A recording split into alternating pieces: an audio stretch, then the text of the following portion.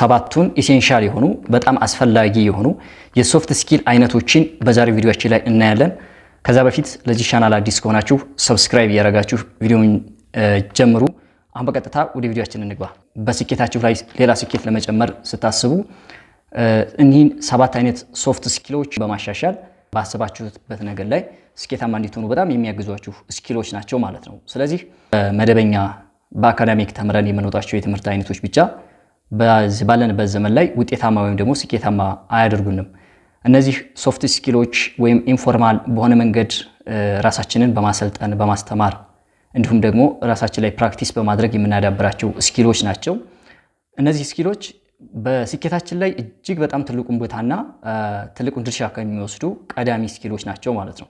ስለዚህ ወደ መጀመሪያው በጣም ኤሴንሻል ከሚባሉ የሶፍት ስኪል አይነቶች ውስጥ የመጀመሪያውን ደረጃ የሚይዘው የኮሚኒኬሽን ስኪል ነው፣ ወይም የንግግር ችሎታ፣ የንግግር የመግባባት አቅም ወይም ችሎታ ነው። የራስን ሀሳብ እንዲሁም ስሜትን ለሌሎች ሰዎች በግልጽ የመናገር ችሎታ ነው። እንግዲህ ኮሚኒኬሽን ስኪል የኮሚኒኬሽን ስኪል በጣም አስፈላጊ ከሚባሉ ውስጥ ይመደባል። ምክንያቱም ሰዎች በተለያዩ የትምህርቶችም ይሁን በተለያዩ ስልጠናዎች ያዳበሯቸውን እውቀቶች ከሰዎች ጋር ኮሚኒኬት በማድረግ ወይም ደግሞ ከሰዎች ጋር ንግግር በማድረግ ከዛ በተጨማሪ ደግሞ ከብዙ ሰዎች ጋር ኮላቦሬት አድርገው ለመስራት የኮሚኒኬሽን ስኪል ያስፈልጋቸዋል። በየትኛውም ስፍራ ወይም በማንኛውም የስራ መስክ ስኬታማ እንድትሆኑ ከሚያግዟችሁ ስኪሎች ውስጥ ይመደባል። ለመሆኑ ይሄ ስኪል አይነት ወይም የኮሚኒኬሽን ስኪል ከሶፍት ስኪሎች ውስጥ የሚመደብ ስኪል እንደመሆኑ ይህን ስኪል በአካዳሚክ ትምህርት ቤት ወይም ፎርማል በሆነ መንገድ የምናገኘው ሳይሆን ራሳችን ላይ ፕራክቲስ በማድረግ በተደጋጋሚ በመለማመድ ኢምፕሩቭ የምናደርገው ነው። እንግዲህ ጠንካራ የንግግር ክህሎት በንግግርም ሊሆን ይችላል፣ በጽሁፍ ከሰዎች ጋር ያለንን ሀሳብ እንዲሁም ደግሞ ስሜት የምናደርስበት እንዲሁም ኮሚኒኬት የምናደርግበት ሰዎችንም የምናደምጥበትም ስሜትም የምንጋራበት ስኪል ነው። ለአንድ ለታሰበ ዓላማ ወይም ደግሞ ግብ ሰዎችን ለጋራ ዓላማ ለማነሳሳት እንዲሁም ደግሞ ቲም ቢልድ ለማድረግ ከዛ በተጨማሪም ደግሞ መሪ እስከ መሆን ድረስ የሚያደርሰን አንዱ የኮሚኒኬሽን ስኪል ነው። በምንም አይነት መልኩ በበርካታ ነገሮች ላይ ስማርት ብንሆንም ወይም ደግሞ የተሻለ ደረጃ ላይ ብንሆንም ያለንን ሀሳብ እንዲሁም ደግሞ ያለንን እውቀት ከሰዎች ጋር ኮሚኒኬት ማድረግ ካልቻልን ወይም ማድረስ ካልቻልን ስኬታችን ላይ ትልቅ የሆነ ገደብ ይሆንብናል ማለት ነው፣ ወይም መሰናክል ይሆንብናል። ያለንን ኮንፊደንስ ቢልድ ከማድረግ አንጻር ከሰዎች ጋር በግልጽ ከመግባባት እንዲሁም ደግሞ ለጋራ ዓላማ ሰዎች እናነሳሳባቸው ነገሮች ውስጥ ወይም የሶፍት ስኪል አይነቶች ውስጥ ይመደባል ኮሚኒኬሽን ማለት ነው። ስለዚህ የኮሚኒኬሽን ስኪልን በጣም ዴቨሎፕ ማድረግ ይኖርባቸዋል። በዚህ ዘመን ፕሮዳክት እንኳ ቢኖረን ያንን ፕሮዳክት ለመሸጥ ንግግር ያስፈልጋል ወይም መግባባት ያስፈልጋል። ከሰዎች ጋር ጉድ የሆነ ሪሌሽንሺፕ ወይም ጥሩ የሆነ ግንኙነት ለመፍጠር በስራ ትብብር ለማድረግና ጥሩ ተናጋሪ መሆን፣ ጥሩ ተግባቢ መሆን በጣም ትልቅ ስኪል ከሚባሉ ስኪሎች ውስጥ አንዱ ነው። ጠንካራ ተናጋሪዎች ነገሮችን በቀላሉ የማብራራት ሰዎች በሚገባቸው መልኩ ኮሚኒኬት የማድረግ የሰዎችን ሀሳብ የማድመጥ እንዲሁም ደግሞ የመደመጥ ችሎታ አላቸው። ሁለተኛው ኢሴንሻል ከሚባሉ የሶፍት ስኪል አይነቶች ውስጥ ኢሞሽናል ኢንተለጀንስ ነው፣ ወይም የስሜት ብልህነት። የስሜት ብልህነት ማለት የተረጋጋ የስሜት ቁጥጥር ያለው ሰው ማለት ነው። ወይም ባጭሩ የራስንና የሰዎችን ስሜት የማወቅ እንዲሁም ደግሞ የማስተዳደር ችሎታ ብለን ዲፋይን ልናደርገው እንችላለን። አንድ ሰው በየትኛውም የስራ መስክ ውስጥ ስኬታማ ለመሆን ስሜት ያስፈልጋል። ከሀሳብ ከእውቀት ባለፈ ስሜትም ኢሴንሻል ነው። ስሜትን ግን በአግባቡ መቆጣጠር ካልቻል ነውና ያንን ያለንን ስሜት በአግባቡ ኮንትሮል ማድረግ ካልቻል ለውድቀት ብዙ ጊዜ ሰዎችን የሚዳርግ ነገር ነው። ምክንያቱም ስሜት መሪ ሲሆን፣ ስሜት ከፊት ሲቀደም፣ እውቀትን ሲቀድም ብዙ ጊዜ ሰዎች ለውድቀት ይዳረጋሉ። ስለዚህ የስሜት ቁጥጥራችንን በበሰለ ቁጥርና ስሜታችን ለስኬታችን ሞተር የመሆን ወይም ያገለግላል ማለት ነው። ስለዚህ የሰዎችን ስሜት አንደርስታንድ ማድረግ መረዳት፣ ከዛም በተጨማሪ የራስን ስሜት ማወቅ ደግሞ የራሳችንን ማዳመጥና ለዛ ስሜትን ደግሞ ማስተዳደር መቻል በጣም አስፈላጊ ከሚባሉ ስኪሎች ውስጥ ነው።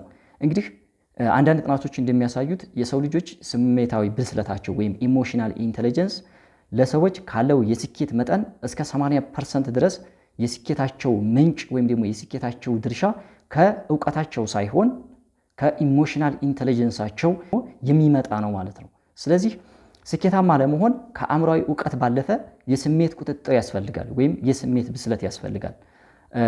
አንዳንድ ጥናቶች ይህንን የሚያሳዩ ጥናቶች አሉ ማለት ነው። ስለዚህ የስሜት ብስለታችንን በየጊዜው ማዳበር ይኖርብናል። የሰዎችን ስሜት መቆጣጠር፣ ማወቅ፣ መገንዘብ እንዲሁም ደግሞ ማስተዳደር ትልቅ የሆነ ችሎታ ነው። ከዛ ባለፈም ደግሞ ሰዎችን ማኔጅ ለማድረግ በጣም ያገዘናል። ኮንፊደንሳችን ከፍ እንዲልና ሰዎችን በየትኛውም ቦታ ላይ ማኔጅ ማድረግ እንችላለን። ከዛ በተጨማሪ ራሳችንን የምንቆጣጠር ሰዎችን መቆጣጠር አያቅተንም። ብዙ ጊዜ ምርጥ መሪ የሚባሉት ወይም ጉድ ሊደርሺፕ ተብለው የሚጠሩ ሰዎች የራሳቸውን ስሜት መቆጣጠር ይችላሉ፣ የሰዎችንም ስሜት መቆጣጠር ይችላሉ። እነዚህ ሰዎች ናቸው እንግዲህ ወደ መሪ መሆን የሚችሉት። እነዚህ ሰዎች መሪ በሆኑ ቁጥር ሰዎችን እንዴት ማስተዳደር እንዳለባቸው በደንብ ይገነዘባሉ ማለት ነው። ኮንፍሊክት እንኳ ቢፈጠር እንዴት አድርገው ሶልቭ ማድረግ እንዳለባቸው የተካኑ ናቸው። ከዛ በተጨማሪ ያለንን እውቀት በአግባቡ እንድንጠቀም ከሚያስችሉን ነገሮች ውስጥም ይመደባል የስሜት ብልህነት። አንድ ሰው የእውቀት ብልህነት ኖሮት የአናሳ የሆነ የስሜት ብልህነት ከሌለው በስራው ላይ ያን ያህል ስኬታማ አይሆንም፣ ወይም ደግሞ ምንም አይነት ለውጥ ላያመጣ ይችላል። አይተናቸዋል። ብዙ እውቀት ኖሯቸው ብዙ ችሎታ ኖሯቸው የስሜት ብስለት ስለሌላቸው ብቻ ለውድቀት የተዳረጉ ሰዎች፣ አሰቡበት ያልደረሱ ሰዎች አሉ። ምክንያቱም በእውቀታችን ያመጣነውን በስራችን ያመጣነውን በስሜታችን ልናፈርሰው እንችላለን። ለምሳሌ በገንዘብ አያያዝ ዙሪያ በተለያዩ ነገሮች በቀላሉ መፍታት እየተቻለ ትልቅ ችግር እንዲፈጠር የሚያደርጉ ሰዎች ገንዘባችንን ለስሜታችን የተመቸውን ነገር አይናችን ያየውን ነገር ነው። ስለዚህ ለገንዘብም ማጣት እንዲሁም ደግሞ ለችግር የምንዳረግበት ብዙ ጊዜ ስሜት ነው፣ ወይም ስሜታችን የተመቸውን ነገር ደስ ያለንን ነገር ስለምናደርግ ነው። ስለዚህ የስሜት ቁጥጥርን ማዳበር ለነገ የሚባል ነገር አይደለም። ወይም ደግሞ የስሜት ኢንተለጀንስ መኖር ስኬታማ ከሚያደርጉ ነገሮች ውስጥ አንዱ ነው። የላቀ የእውቀት ብልህነት የትም አያደርስም፣ የስሜት ቁጥጥር እስካልታገዘ ድረስ ማለት ነው። ስለዚህ የስሜት ቁጥጥራችሁን በየጊዜው ማሻሻል እንዲሁም ደግሞ ስሜትን ኮንትሮል ማድረግና ለተፈለገው ዓላማ እንደ ነዳጅ እንደ ሞተር መጠቀም አስፈላጊ ነው። ሶስተኛው ኢሴንሻል ከሚባሉ የሶፍት ስኪል አይነቶች ውስጥ አዳፕታቢሊቲ ነው፣ ከነገሮች ጋር የመላመድ። እንግዲህ አሁን ዓለም ላይ እንደምታውቁት ለውጦች በጣም እየመጡ ነው። በጣም አዳዲስ ለውጦች ከቴክኖሎጂ አድቫንስመንት ጋር በተያያዘ በጣም በርካታ ለውጦች እየተለወጡ ነው ያሉት። ታዲያ በዚህ ዘመን ላይ የሰው ልጆች ስኬታማነት ወይም ደግሞ የሰው ልጆችን ስኬታማነት ከሚቆጣጠሩ ነገሮች ውስጥ አንዱ አዳፕታቢሊቲ ነው። ከነገሮች ጋር ቶሎ ብሎ አዳፕት ማድረግ። እንግዲህ ለውጥ የማይቀር ነገር ነው። ለውጥ ሁልጊዜም የሚመጣ ነገር። አንድ አባባል አለ፣ የማይለወጥ እዛ ዓለም ላይ ቢኖር ራሱ ለውጥ ነው ይላሉ። ምክንያቱም ማንኛውም ነገር በጊዜ ሂደት ውስጥ ይቀየራል። አንድ ሰሞን ላይ አሪፍ የነበረው ነገር፣ ጥሩ ነገር የነበረው ወይም ደግሞ ገንዘብ ሲያመጣ የነበረው ነገር ሆነ ጊዜ ላይ መቀየሩ አይቀርም።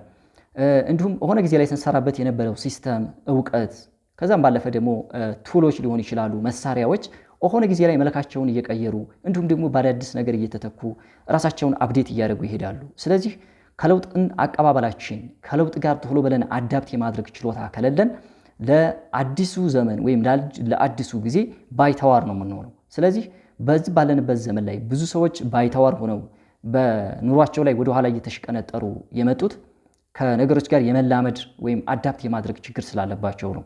የሰው ልጅ ከለመደው ነገር መውጣት አይፈልግም፣ ወይም ደግሞ የለመደውን ነገር ይዞ ብቻ በዛ ነገር መቀጠል ይፈልጋል። ግን እንደዛ አይደለም። ዓለም አሁን በጣም እየተቀየረ ነው ያለው። በቢዝነስ፣ በሊደርሺፕ፣ በተለያዩ አስተሳሰቦች እንዲሁም በአሰራር ከቴክኖሎጂ ጋር በተያያዘ የቴክኖሎጂ አድቫንስመንቱ በጣም እየተስፋፋ ነው የመጣው። ታዲያ በዚህ ዘመን ላይ የሚመጡ ለውጦችን በአግባቡ ማስተናገድና ከሚመጡ ለውጦች ጋር አዳፕት ማድረግ ካልቻልን ሰዎችን ወደኋላ እየተሽቀነጠሩ ይሄዳሉ ማለት ከስኬት እየራቁ በኢኮኖሚ ደግሞ እየተበለጡ ወይም ሪፕሌስ እየተደረጉ ይሄዳሉ። ለምሳሌ ኤአይ አሁን ላይ በጣም በአድቫንስድ በሆነ ደረጃ እየተስፋፋ ነው ያለው። ስለዚህ ኤአይን ለተለያዩ ዓላማዎች ለተለያዩ ስራዎች መጠቀም ካልቻልን ከቴክኖሎጂ ጋር ቶሎ ብለን አዳፕት ማድረግ ካልቻልን ያንን ቴክኖሎጂ በሚጠቀሙ ሰዎች ሪፕሌስ መደረጋችን አይቀርም ወይም መበለጣችን አይቀርም ማለት ነው። ስለዚህ አዳፕታቢሊቲ በጣም ወሳኝ ከሚባሉ ኢሴንሻል ስኪሎች ውስጥ ይመደባል። አራተኛው የሶፍት ስኪል ኢሴንሻል ከሚባሉ ስኪሎች ውስጥ ክሪቲካል ቲንኪንግ ነው፣ ወይም ወሳኝ የሆነ አስተሳሰብ፣ ነገሮችን ክሪቲካል በሆነ መንገድ ማየት ወይም ደግሞ መለየት፣ መረጃን መተንተን፣ የመጣልንን ነገር ዝም ብሎ ከመቀበል መረጃን ተንትነን አናሊሲስ አድርገን እንዲሁም ደግሞ ዲሲሽን አድርገን የመቀበል ሁኔታ ነው። አሁን ብዙ ጊዜ በሐሰተኛ ዜና ሲሰራጭ እንዲሁም ደግሞ ሰዎች በቀላሉ ሲታለሉና ሲሸወዱ ይታያል። በተለይ እኛ ሀገር ላይ በተለይ በዚህ በሶሻል ሚዲያ ዘመን መረጃዎች ከአንዱ ወደ አንዱ በፍጥነት ነው እየተሰራጨ እንዲሁም ደግሞ እየተስፋፋ ያለው። ስለዚህ ነገሮችን ክሪቲካል ከሆነ ነገር መመልከት በጣም ወሳኝ ነው። እንግዲህ በቢዝነስም ይሁን ወይም ደግሞ በግል ህይወታችን ውስጥ የሚመጡልን ነገሮች ክሪቲካል በሆነ መንገድ ካላየናቸውና ዲፕ የሆነ ቲንኪንግ ውስጥ ካልገባን ነገሮችን ከምክንያታዊ ሆነን መመልከት ካልቻል በጣም ችግር ነው የሚሆነው ማለት ነው። በዚህ ዘመን እንደምታውቁት የመረጃ ስርጭቱ በጣም እየፈጠነ ነው ያለው። የኮሚኒኬሽን ወይው በጣም እየተቀየረ ነው ያለው። ስለዚህ በዚህ ዘመን ላይ ነገሮች ከአንዱ ወደ አንዱ የሚደርሱበት ፍጥነት በጣም በቀለጠፈና በፈጠነ መልኩ እየተሰራጨ ባለበት ዘመን ነገሮችን የምንቀበልበት መንገድ ክሪቲካል መሆን አለበት። ይሄ ነገር ለምን ይረዳናል? ውስብስብ የሆኑ ችግሮችን ለመፍታት እንዲሁም ደግሞ እውነተኛና ሐሰተኛ የሆኑ ዜናዎችን እንድንለይ እንዲሁም ደግሞ ጠንካራ ውሳኔን እንድናስተላልፍ እንዲሁም ጥልቅ የሆነ ዕውቀት እንዲኖረንና በዛ ነገር ላይ ደግሞ አስፈላጊውንና ጠቃሚውን ውሳኔ እንድንወስን ከሚያስችሉ ነገሮች ውስጥ አንዱ የክሪቲካል ቲንኪንግ ነው ወይም ደግሞ ወሳኝ የሆነ አስተሳሰብ ነው። ስለዚህ ክሪቲካል ቲንከር ሆነን ነገሮችን መመልከት ይኖርብናል። አለበለዚያ ወደ ነፈሰንበት የምንነፍስ ከሆነ ወደሚራገብልን ነገር ወደ ተሰጠን ነገር ምንም ነገር መረጃ ሳንይዝ ወይም ደግሞ ይሄ ነገር ይጠቅማል አይጠቅምም፣ እውነት ነው ውሸት ነው ብለን ሳናጣራ ነገሮችን የምንቀበል ከሆነ በጣም ተጎጅ ነው የምንሆነው። ወይም ደግሞ በሚመጡ ነገሮች ሁሉ ልክ እንደ ወራጅ ወንዝ በጎርፍ ነው የምንወሰደው። ስለዚህ በመረጃ ከመወሰድ በተለያዩ ሐሰተኛ ፕሮፓጋንዳዎች፣ በሐሰተኛ መረጃዎች ራሳችንን መጠበቅ ይኖርብናል ማለት ነው። ነገሮችን ክሪቲካል ከሆነ ነገር ለምሳሌ እኛ ሀገር ላይ በጣም የውሸት ዜናዎች ይሰራጫሉ፣ እንዲሁም ደግሞ አላስፈላጊ ነገሮች ይሰራጫሉ። እነዛን ሰው ዝም ብሎ ተቀብሎ ራሱም ያን የተቀበለውን ነገር ያራግባል ወይም ደግሞ እሱም አብሮ የዛ ተባባሪ ይሆናል። ይሄ ከክሪቲካል ቲንከር ካለመሆን የሚመጣ ነው ወይም ደግሞ ክሪቲካል ካለመሆን የሚመጣ ነገር ነው። ስለዚህ የሚመጡላችሁን ነገሮች አናሊሲስ ማድረግ መለየት እንዲሁም ደግሞ ውሳኔዎቻችንን ከምክንያታዊ እየተነሳን ተንትነን መወሰን ይኖርብናል ማለት ነው። ይሄ ለምን ይጠቅመናል? ነገሮችን እንድንወስን ትክክለኛውን ውሳኔ በትክክለኛው ሰዓት እንድንወስን በጣም እንጠቀምበታለን ማለት ነው። እንዲሁም በሐሰተኛ ነገር ከመወሰድ እንዲሁም ሐሳብና ፍላጎታችንን ከዛ በተጨማሪም ደግሞ አላግባብ የሆኑ አትኩሮቶቻችንን ከሚወስዱ ነገሮች እንድንጠበቅ በጣም ያግዘናል ማለት ነው። አምስተኛው የሶፍት ስኪል አይነት ክሬቲቪቲ።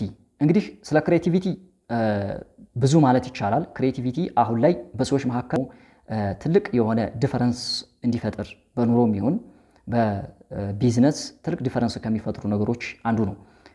ክሬቲቪቲ ማለት የፈጠራ ሐሳብ ነው።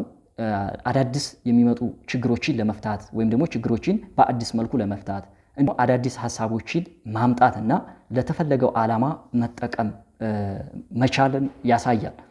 ይሄ እንግዲህ ከኢኖቬሽን ጋር ይመለከታል። ከኢኒሼቲቭ አዳዲስ የሆኑ ፈጠራዎችን እንዲሁም አዳዲስ የሆኑ አስተሳሰቦችን ማምጣትና ለተፈለገው ዓላማ ማዋል ወይም ደግሞ መጠቀም በጣም ውጤታማ ከሚያደርጉ ነገሮች ውስጥ ይመደባል። ክሬቲቪቲ የማይገባበት ዘርፍ የለም። በንግድ ሊሆን ይችላል፣ በቴክኖሎጂ ሊሆን ይችላል፣ በንግድ አዳዲስ ችግሮችን ከመፍታት አንጻር በገበያ ሊሆን ይችላል፣ በቴክኖሎጂ፣ በንግድ እንዲሁም ደግሞ በዕለት ተዕለት ኑሯችን ክሬቲቭ መሆን ያስፈልጋል ማለት ነው። ክሬቲቪቲ ሁልጊዜ የተደጋገመውን ነገር ከመስራት ባለፈ አዳዲስ ነገሮችን የነበረውን ነገር ማሻሻል እንዲሁም ደግሞ ያልነበረን ነገር ኢቭን አምጥቶ ክሬቲቭ በሆነ መንገድ መጠቀም ያስፈልጋል። የዓለምን መልክ ብንመለከት አሁን ዓለም የምትመስለው መልክ አዳዲስ የሆኑ ነገሮችን ለውጦችን ያየነው ክሬቲቭ ከሆኑ ሰዎች ነው ወይም ደግሞ የክሬቲቪቲ አቅማቸውን ከተጠቀሙ ሰዎች ነው። ስለዚህ ያለንን ክሬቲቪቲ መጠቀም ያስፈልጋል። በዕለት ተዕለት ኑሮዋችን ሊሆን ይችላል፣ በቴክኖሎጂ ሊሆን ይችላል፣ አድቫንስመንት ሊሆን ይችላል። ለምሳሌ ኤአይ አሁን ላይ መጥቶ የዓለምን መልክ እየቀየረው ነው ያለው። የሰው ልጆችን አሰራር መንገዱን በጣም እየቀየረው መጥቷል።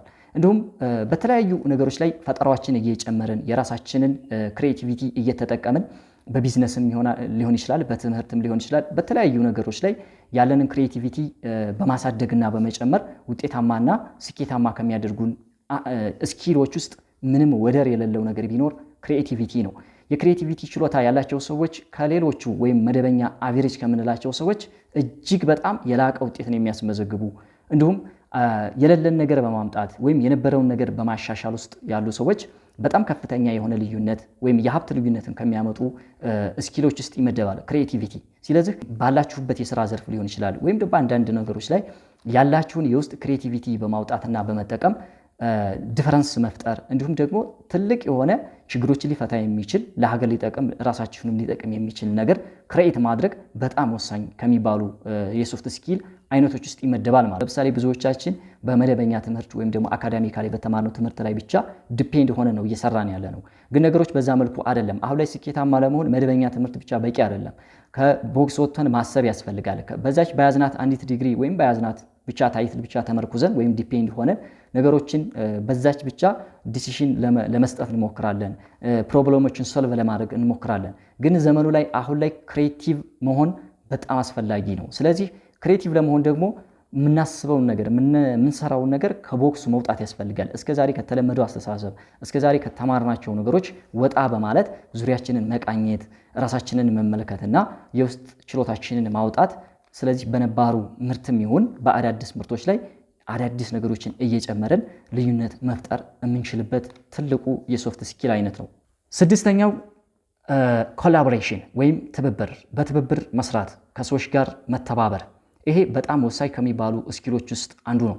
ለምሳሌ አሁን ላይ በዚህ ዘመን ላይ በተለይ ስራዎች የሚሰሩት ወይም ደግሞ አብዛኞቹ ስራዎች ከሰዎች ጋር ትብብር በመፍጠር ወይም ቲም ቢልድ በማድረግ እንዲሁም በተለያዩ ስራዎች ከሰዎች ጋር በተለያየ መልኩ ግንኙነት ይኖረናል።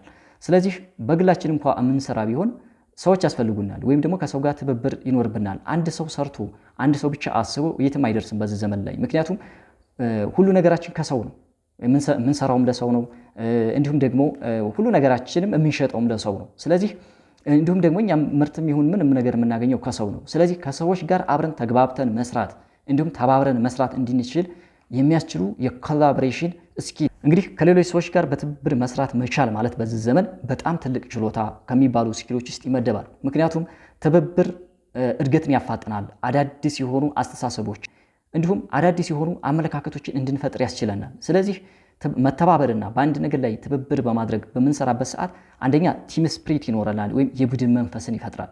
የቡድን መንፈስ ተፈጠረ ማለት ደግሞ ሰዎች ሞቲቬት ሆነው ስራቸውን በስርዓት እንዲሰሩ ያግዛቸዋል ማለት ነው። ብዙ ሰዎች ጥድፊያ ውስጥ የሚገቡት ወይም ደግሞ አጉል የሆነ ችግር ውስጥ የሚገቡት ብቻቸውን ሁሉ ነገር ላይ ለመስራት በሚጥሩበት ጊዜ ነው። ስለዚህ መተባበር ይኖርብናል። በትብብር መስራት በጣም ትልቅ የሆነ ስኪል ነው በዚህ ዘመን። እድገትን ያፋጥናል። ከዛ በተጨማሪም ደግሞ የሚፈጠሩ ችግሮችን በጋራ እንድንፈታ ያስችላል። ጠንካራ የሆኑ ተግባቢዎች እንዲሁም ጠንካራ የሆኑ የቡድን መንፈስ ያላቸው ሰዎች ከሌሎች ሰዎች ጋር ቡድን በመመስረት ጠንካራ የሆነ ኢኮኖሚ እንዲገነቡ ያስችላቸዋል። ከዛ በተጨማሪም ደግሞ ጠንካራ የሆነ ግንኙነትን በሰዎች መካከል እንድንፈጥር ያስችለናል። እንግዲህ ብዙ ሰዎች የኢኮኖሚያቸው ምንጭ ከሌሎች ሰዎች ጋር ኮላቦሬት አድርገው በመስራታቸው ነው።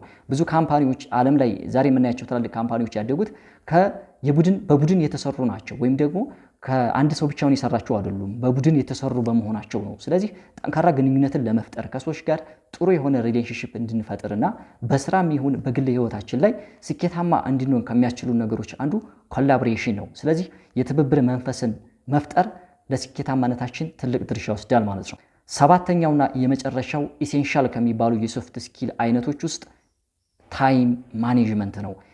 ጊዜን ማስተዳደር።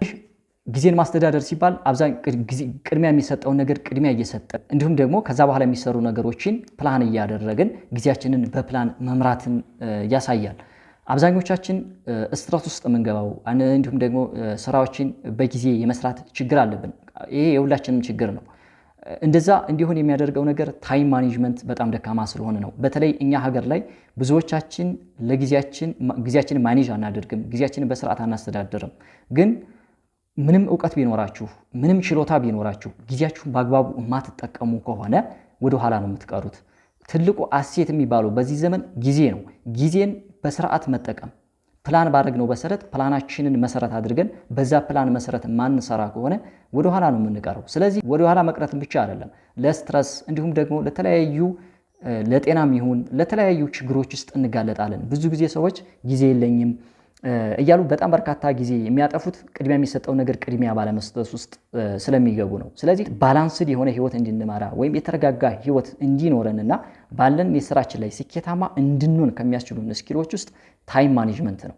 ታይም ማኔጅመንት ማናደርግ ከሆነ የግል ህይወታችንና እንዲሁም ደግሞ በስራችንም ይሁን በግል ህይወታችን እንዲሁም ደግሞ ከቤተሰቦቻችን ጋር ያለን ሪሌሽንሺፕ አንባላንስድ ነው የሚሆነው ወይም ደግሞ የተረጋጋ አይሆንም ማለት ነው። ለብዙ ትዳሮች መፍረስ፣ ለብዙ ቢዝነሶች ፌል ማድረግ እንዲሁም ደግሞ ለሰዎች ትልቅ የሆነ ስትረስ ውስጥ እንዲገቡ የሚያደርጋቸው ነገር ታይማቸውን በስርዓቱ ማኔጅ አለማድረጋቸው ነው። ያ ማለት ቅድሚያ የሚሰጠውን ነገር ቅድሚያ ሰጥተው ባላንስድ የሆነ ህይወት መምራትን ስላልቻሉ ነው። ስለዚህ ታይም ምንም እውቀት ቢኖራችሁ የገባችሁበት ቢዝነስ አሪፍ ቢሆንም ታይማችሁን በስርዓት የማትጠቀሙ ከሆነ እርግጠኛ ነኝ ለጤናም ጥሩ አይደለም። እንዲሁም ደግሞ ለቤተሰቦቻችሁ የሚሰጠውን ጊዜ የማትሰጡ ከሆነ በህይወታችሁ ላይ ደስተኛ አትሆኑ ማለት ነው። ስለዚህ ብዙ ሰዎች ለመጨናነቅ፣ ለብዙ ችግር እንዲሁም ደግሞ ለተለያዩ በሽታዎች እንዲጠቁ የሚያደርጋቸው ነገር ጊዜያቸውን በአግባቡ አለመጠቀማቸው ነው። ጊዜያቸውን በአግባቡ ባልተጠቀምን ቁጥር ደግሞ የስራ ጫናዎች ሲፈጠሩ ደግሞ ዲስፕረስድ እንሆናለን ወይም ደግሞ የተለያዩ የጤና ችግሮች ውስጥ እንገባለን። በስራችን ላይ ፕሮዳክቲቭ እንድንሆን ከሚያግዙን ነገሮች ውስጥ ታይም ማኔጅመንት ነው። ስለዚህ እነዚህ 7 ስኪሎች ራሳችሁ ላይ በየጊዜው ኢምፕሩቭ በማድረግና በእነዚህ መርሆች ላይ ተመስርታችሁ ስራችሁን ብትሰሩ በአጭር ጊዜ ውጤታማ ትሆናላችሁ ማለት ነው። እንግዲህ በዚህ ቪዲዮ ላይ የተሻለ ወይም ደግሞ የተወሰነ ቁም ነገር እንደያዛችሁ ተስፋ አደርጋለሁ። በሌላ ጊዜ በሌላ ቪዲዮ እስከምንገናኝ ድረስ ሰላም።